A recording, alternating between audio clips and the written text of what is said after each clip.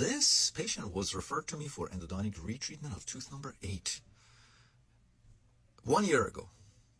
And as you can see, here's the date. Okay, according to the patient, the root canal was done 5 years prior. And the patient says, I have no symptoms. I have no issues, no symptoms, no problems with this tooth. So you can see previous root canal, tooth was discolored, so patient was unhappy about the discoloration of the tooth. But you can see that large periapical relucency right there. Okay? Because patient had no symptoms, we requested x-rays from the dentist who had done the root canal 5 years prior. So take a look here. So this is the tooth before the dentist did a root canal. No periapical relucency. See that? There was no periapical relucency prior to the root canal.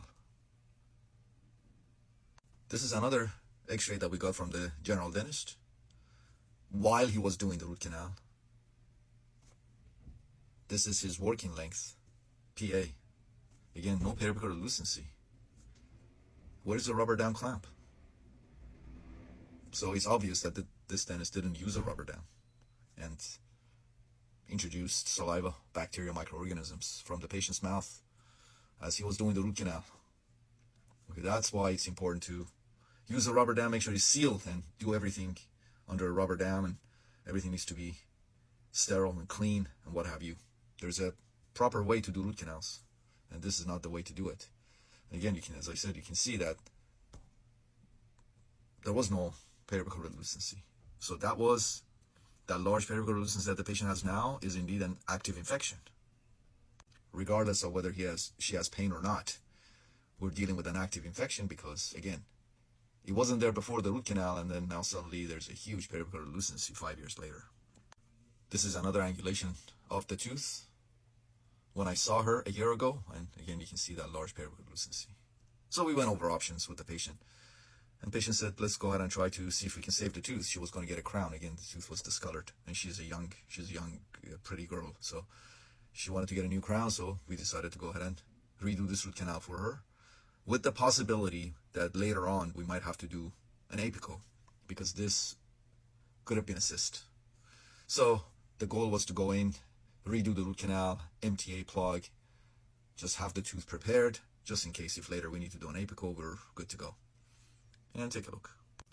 This was immediately after we redid the root canal for her a year ago, and you can see here's the date. So immediately after we redid the root canal, MTA got extruded out. Was I worried about it? No, I wasn't worried about it. MTA is the most biocompatible material that we have. So I wasn't worried about MTA extrusion. So MTA, plug, and got a per-chance sealer. And told the patient, come back and see me in a few months so we make sure that everything's going well. Patient agreed. And this was today. 1 year post-op of tooth number 8. What happened to that huge periapical relucency?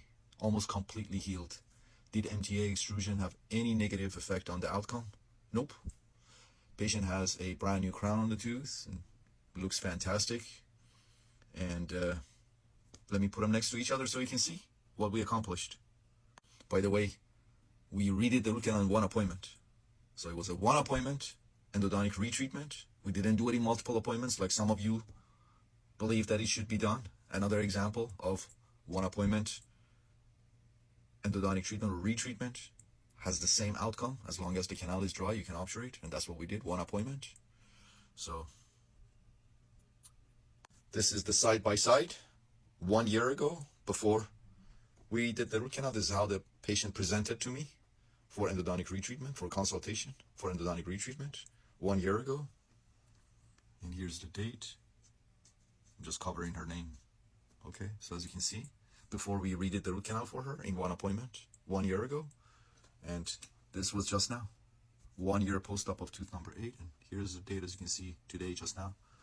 If I zoom out, you can appreciate what we were able to accomplish 1 year ago today, 1 year post-op of tooth number 8. That huge periapical relucency is almost completely healed.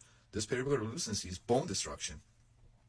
So she had a hole right above the tooth under her nose. Huge hole. The infection had just over the years had eaten away and destroyed her jawbone.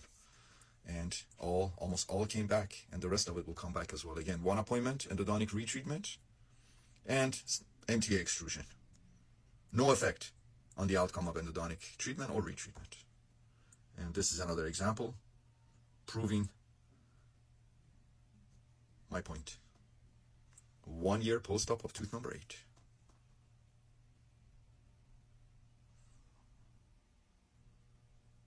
Pre-op, 1 year post-op.